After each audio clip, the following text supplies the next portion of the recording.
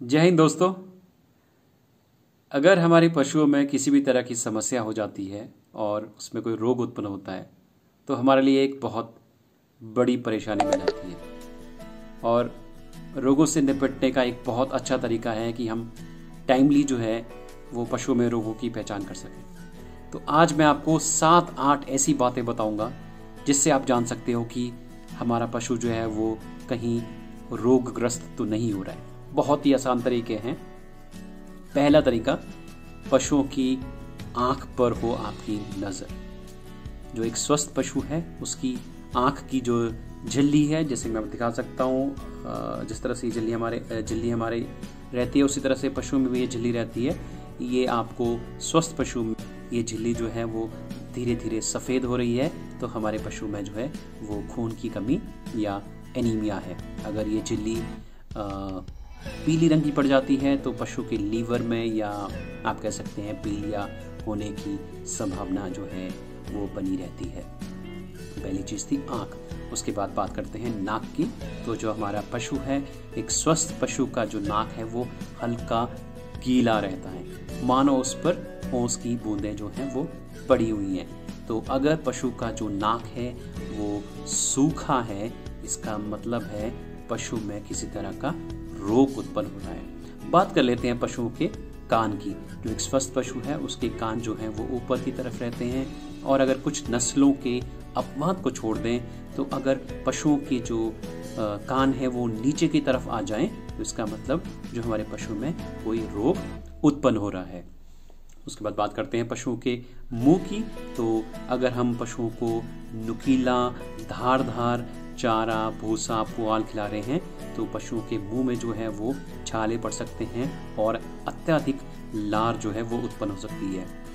मुंह पका और खुरपका मुंह पका जो एक बीमारी है उसमें भी जो है, और एक भयानक बीमारी है, बहुत जल्दी ये पशुओं में फैलती है। तो इस बीमारी में भी पशुओं के मुंह में छाले पड़ सकते हैं। तो आप पशुओं के नाक, कान, मुंह और आंखों पर हमेशा नज़र बना के रखें, क्योंकि अगर इनमें जो भी मैंने आपको ये बताए चेंजेस, अगर इस तरह के परिवर्तन आते हैं तो पशु जो है वो कहीं ना कहीं रोगग्रस्त हो रहा है। उसके बाद बात करते हैं पशुओं की चमड़ी की और बालों की।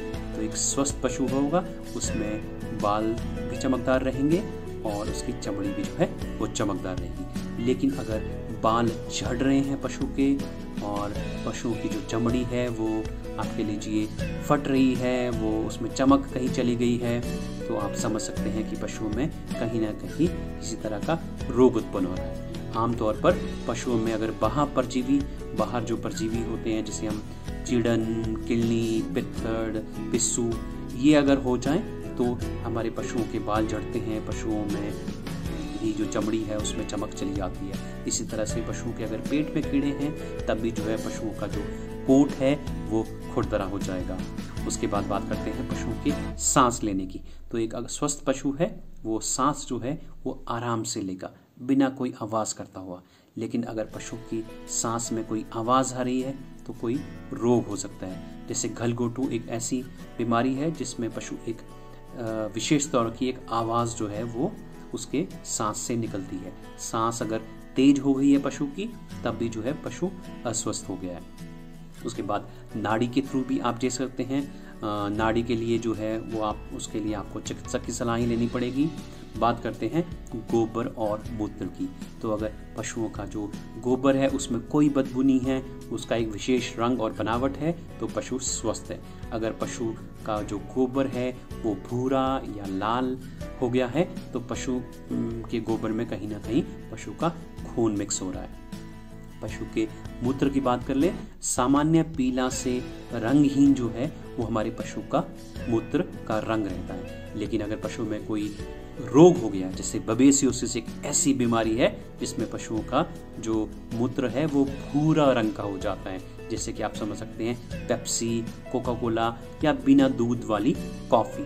तो ऐसे रंग का अगर मूत्र पशु करे तो आप समझ सकते हैं उसमें समस्या है, उसमें बबेसियोसिस की बीमारी जो है वो उत्पन्न हो रही है।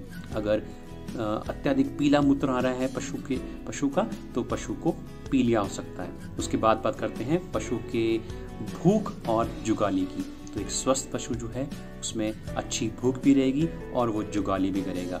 लेकिन अगर पशु की भूख कम हो रही है, पशु जुगाली नहीं कर रहा है, तो उसको कहीं ना कहीं किसी तरह का रोग उसमें उत्पन्न हो रहा है।